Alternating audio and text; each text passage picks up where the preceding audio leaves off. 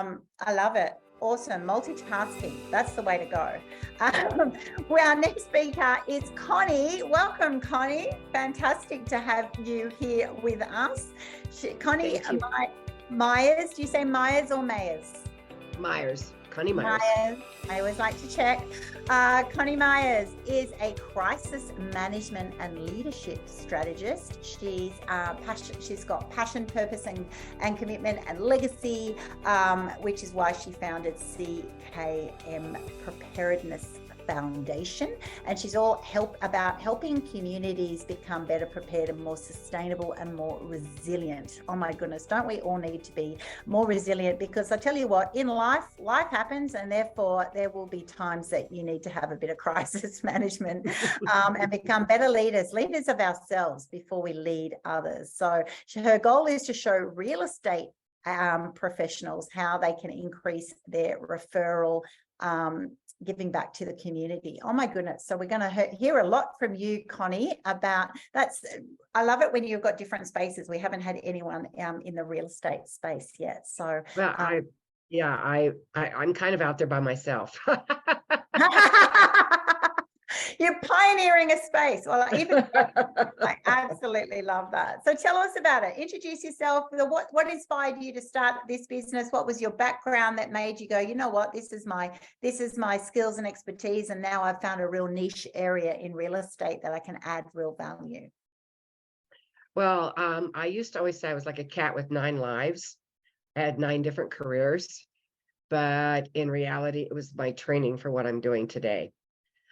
Everything since my mid-20s, and I'm going to be 75 this year, has been absolute training for crisis knowledge management preparedness. I spent 7 years as a FEMA inspector and trainer, and I saw firsthand how unprepared individuals, businesses, and communities were. And for a long time, I wanted to write a book about it. And in 2019, the California Association of Realtors, they have my Kick Butt Leadership stuff on their website. And they sent out an email saying that these were some topics that they wanted courses on. And one of them was disasters. And I wrote back, I said, nobody gets that but me. So I wrote a simple little 3-hour course, and I presented it at their big meeting in October. And I also presented it to their professional development education people all around the state. And as I was moderating a panel I had put together, I had a FEMA director, I had the head of the CERT program for LA County, I had a gentleman who had gone through the fires and the mudslides. He was the association executive in Santa Barbara, which are still 29 people missing, as well as a person who had gone through the Malibu fires. And as I'm moderating the panel, I'm like, oh my goodness, there's so much more that needs to be said. So I ended up writing a almost 5-hour certification program and started marketing it of all times. I mean, everybody says, in January, there was a study that said that 61% of Americans believe that they're going to be affected by a disaster in the next 3 to 5 years. This was January of 2020. Little did we know, right? And but only 15 to 30% say they had any kind of preparation. And I can guarantee you that they're not prepared. So I wrote this certification and I started getting it out there to everybody, and everybody's going, oh yeah, I know we need to be prepared. I know we need to be more sustainable. All these adults are going, yeah, right? But nobody does it. Yeah. Exactly. It's like, oh yeah, we need to do that someday, right? So during the pandemic and in 2021, I was really struggling because it was driving me crazy. I had 37 people that had gone through my certification all around the country. They were supposed to be out there talking to the communities. They weren't doing it. Nobody was doing anything. And I was talking to a friend of mine. She says, just maybe you may need to be a nonprofit versus a for-profit. So I did a little research and I set up my nonprofit corporation in September 2021. It took me all of last year to really get it organized. But I have to tell you, I have a plan now, and it's called Kits for Kids. It's our first initiative. You know, I don't know what it's like wherever you are from, but here in the States, our kids are in serious jeopardy. There was a recent study that showed that almost 25% of all kids were suffering from PTSD. It's because of the COVID. It's because of our shootings. It's because of bullying. It's because of social pressure and social media and just the regular stress of schools. Our kids are in serious trouble. So I thought, okay. I thought about a time when my son was 10 years old and he went to the fire department. He came home with a can of baking soda. And he goes, Mom, why isn't this by your stove?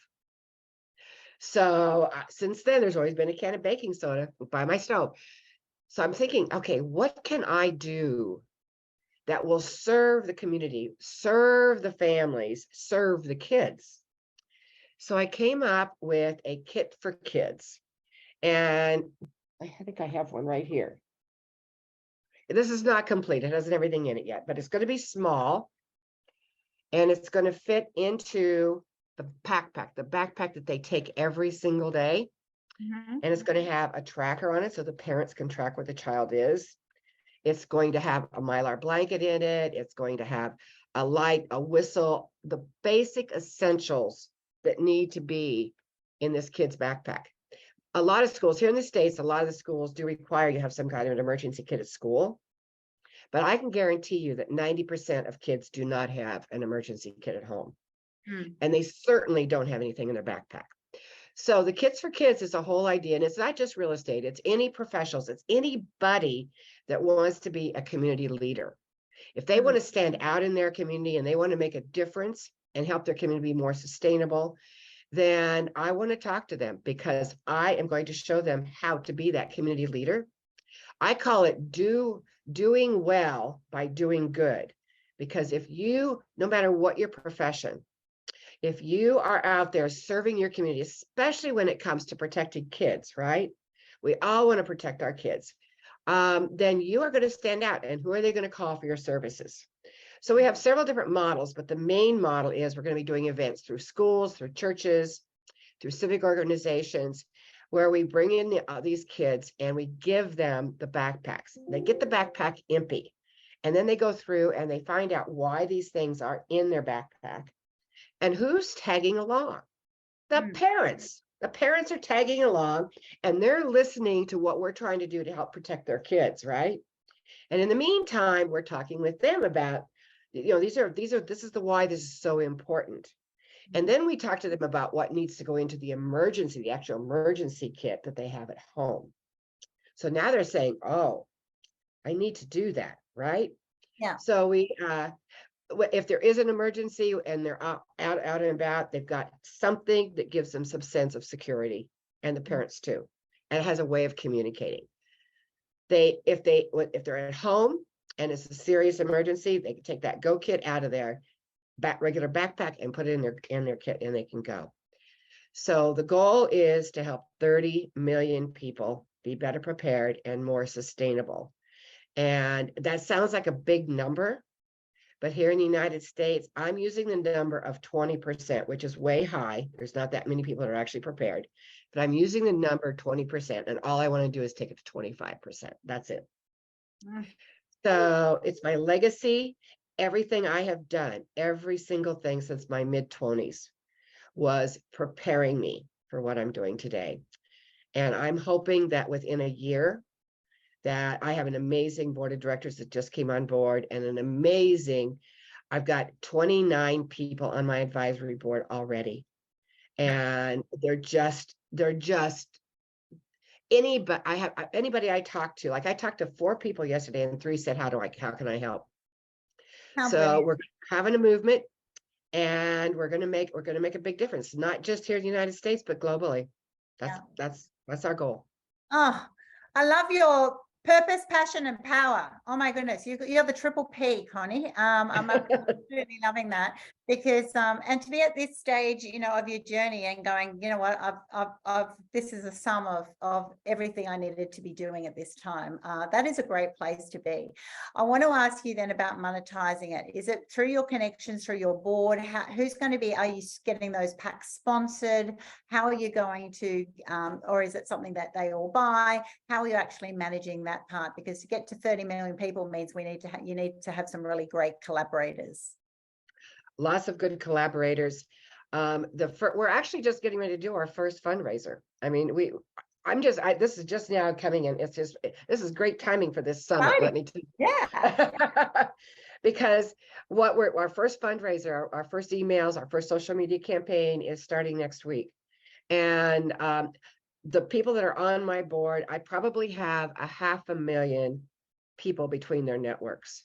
Right. So that's obviously one way. Obviously, the boards are going to be, we're looking for national sponsorships. We're looking to collaborate with other nonprofits that are in this space of preparedness. And we're working on quite a bit of that now. We're actually starting to work with the Rotary, which is international. So that would be a great connection. And they do this kind of stuff all the time. I mean, look at what they've done with polio. So, and then we have a couple different models we're trying at the local communities where we're going into the schools and creating these big events where we bring in the media, we bring in the nonprofits and the other businesses in the area and make it a fun event.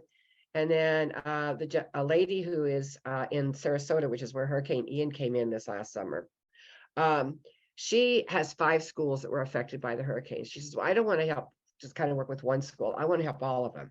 Yeah. So with her, what we're doing is we're putting out an email. If the people can afford to buy the kits, then they can go ahead and buy the kits and we'll still put the event together. Or if they can't afford the kits, then we're going to have them sponsored. So to answer your question, it's all of the above. Yeah, which is great that no one misses out. So from a sponsorship perspective, then how are you approaching that, just so that we can learn from, from your rationales?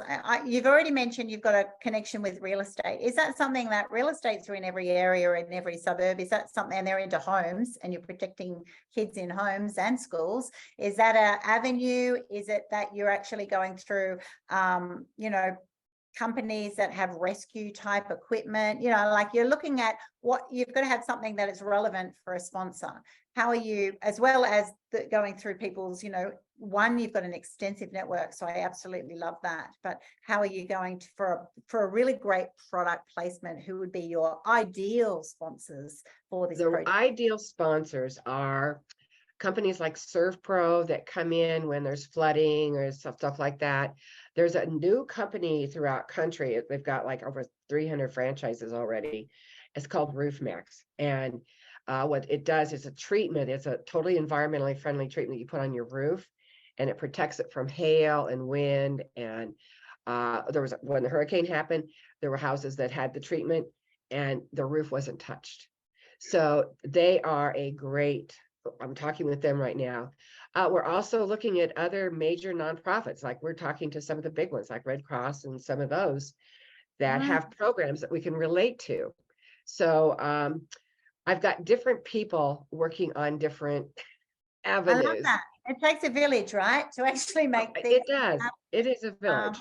And while it's your baby, if you like, you're going to need a lot of people to have, using their networks, their connections, their relevant opportunities. It's going to be a sum of a whole lot of things. And that's okay. You can have a purist view of, oh, well, ideally it'd be like one major sponsor who sponsors everything. But, in the reality, it often doesn't work that way. It could be area based.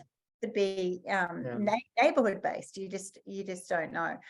Well, and for me personally, I want this to be, I have a great executive director and a great operations director, and I have an amazing board of directors. So my goal is to get this going, be at it for maybe a year, and then for me to step back and pass it on, because there's a whole lot younger, brighter brains out there than mine now. So I want to be able to pass it on and say, hey, when it comes to sustainability, here's a very interesting statistic for you.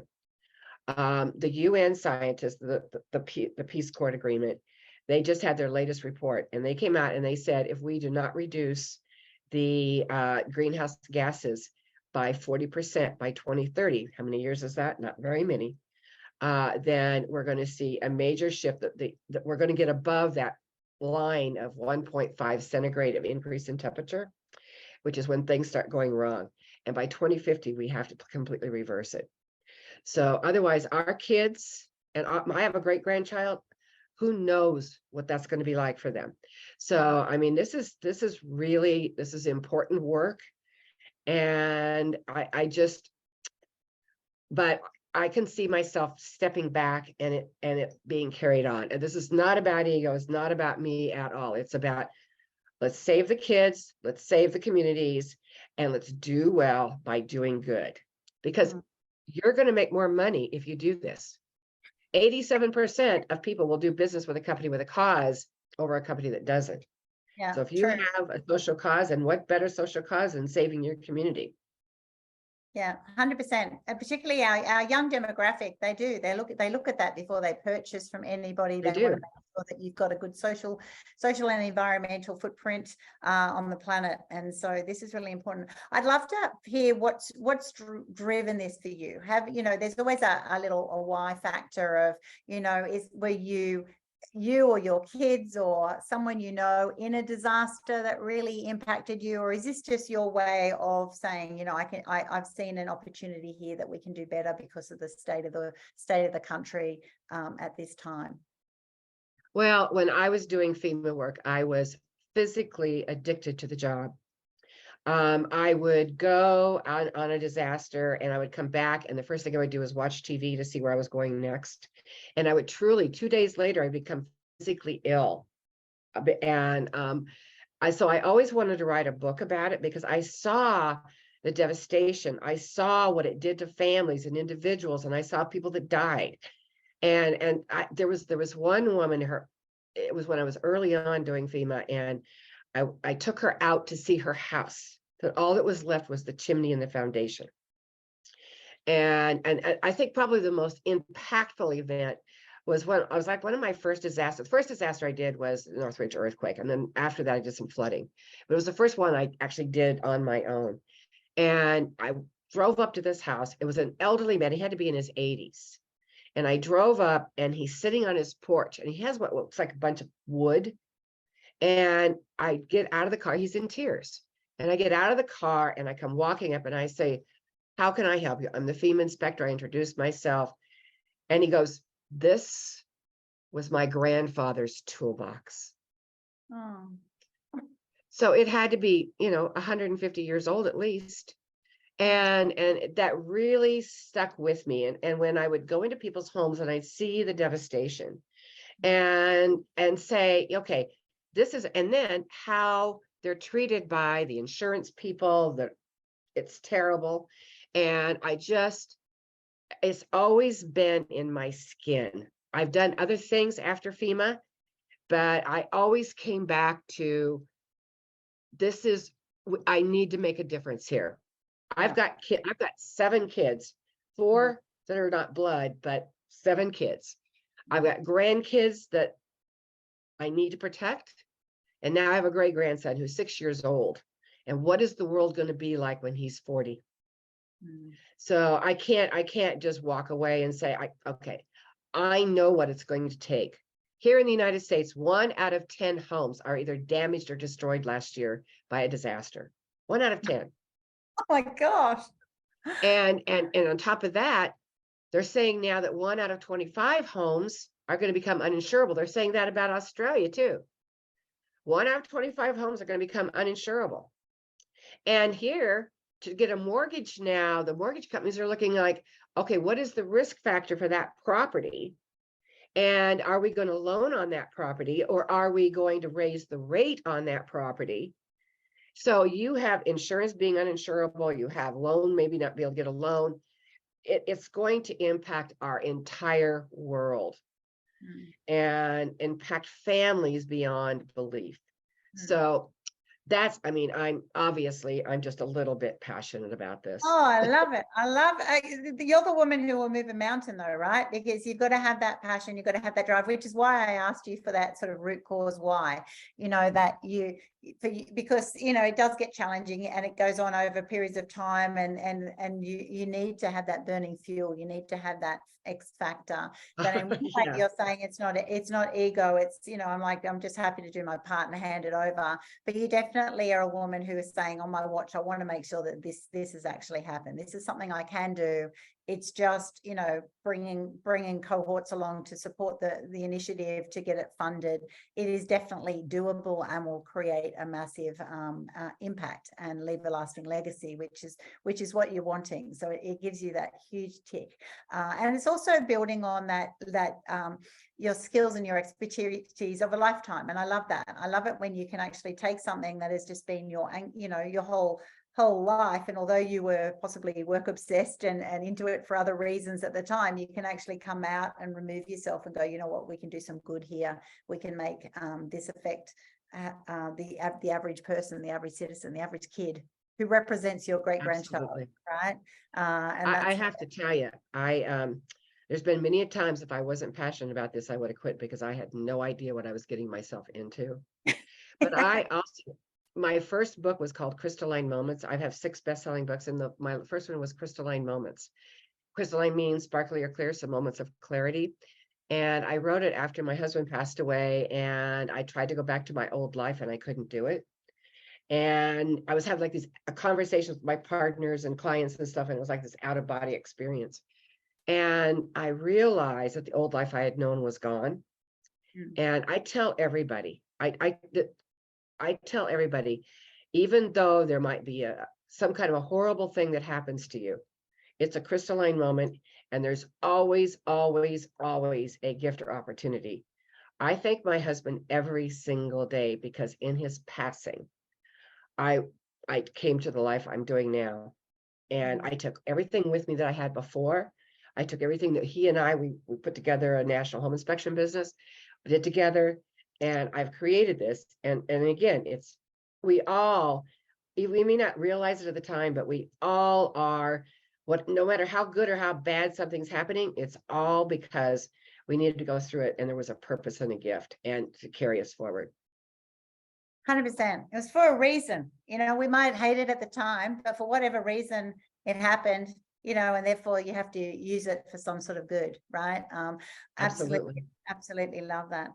So I love it that this is a conversation about non-profits and making, a real community works happen. But with that, obviously, you have to be very savvy with, this summit's all talking about e-commerce, but you have to, this idea that I don't even like the word not for profit. I've been a CEO of not-for-profits, and I used to just call it full purpose. It's a full purpose. Exactly. It's a full purpose organization, because I want to make a whole shitload of profit, right? Because the more profit you make, the more good you can do, right? So this view of, it's like the non-profits, like, oh, it's poor, it's hoping, it's this, that. You don't want to hope, that's not going to make your dreams come true. It's just a wish, right? You actually go, I want to run this like I would a commercial entity, because it has to be very profitable, because the more packs we can make and give away to those in need, the quicker we actually reach our 30 million target and possibly even smash that or go global. So I really salute you in your initiative. I think that's so fantastic. I know Coni's going to be on my TV show as well, so we'll get that out to like 91 countries who are going to hear about Coni's initiative. And it's perfectly timed, I think, to be able to be sharing about this and to hopefully bring some really big sponsors and to not have a poor mindset. I think we were talking with Katie before, a previous speaker, Katie Nelson. It was like going, you got to watch your money mindset here. It's not, whatever you're doing, actually aim for gold, right? Aim for glory of that vision. Should be always, what can the more revenue you can get, the more impact you can have, the more legacy you can leave, the more people you can touch on this planet for whatever you do. So we will cheer you on in this initiative, and you can certainly be able to get the word out through my network on this as well. So thank you very much. I really appreciate the invite, and I appreciate the work you're doing with leadership. I'm a huge fan of Linda Fisk. I think she's the most brilliant woman on the planet. Yeah. And I adore her. So it was really an honor to be a part of Women Biz Global now. And I'm looking forward to the rest of the work we're going to do. Oh, fantastic, fantastic. And I love that. And actually just giving that shout out to Linda. Yeah, how cool is that? That my business, Women's Biz Global, partnered up with Leadership Global because, you know, we're all doing things that are serving women. And so by combining, you actually get this exponential effect. And I love that. It's a true sort of example of collaboration over competition. You know, we're all just like, people are in both organizations and now going, you know what, just see us as one. There's opportunities everywhere for all of us, and we should utilize those. And whether that's, you know, investing in each other's businesses, being able to get our own messages out, being able to, you know, do swapping on podcasting and shows and opportunities in businesses, on boards. There's so many opportunities for women supporting women and doing business with women. Is just absolutely mind-boggling. I'm also on a massive project with Deb as well, getting ahead on there. There's just so many wonderful networks all around us. So for those of you who are definitely watching the replay, because this is going to be played a lot over the next few weeks, you know, if you're not part of a tribe, seriously, just reach out and I will find you a very, very comfortable place to be. It might be in my tribe, Women's Biz Global, it could be Leadership Global, it could be any, like, there are so many amazing organizations. It's actually finding a home that you really feel supported in, because it would just enhance your journey wherever you are at the moment, exponentially. Absolutely. We don't want to be, we've talked a bit over this summit so far about, you know, it can be really lonely being an entrepreneur. It can be lonely being a woman with a vision for something. And then as time goes by, you know, you'll get the naysayers, you'll get the bubble bursters, I call them, and it can be really challenging. But what is wonderful is when you feel that sort of sway of support, you know, that they financially support it, pray for you, just cheer you on, whatever it is. I tell you what, it just results in abundance, and it results in you being able to really just get that strength to just keep pushing through and making amazing things happen. So thank you so much, Coni. It's been a joy to have you on the summit. Thank you. Thank you for having me. I really appreciate it. Oh, so great.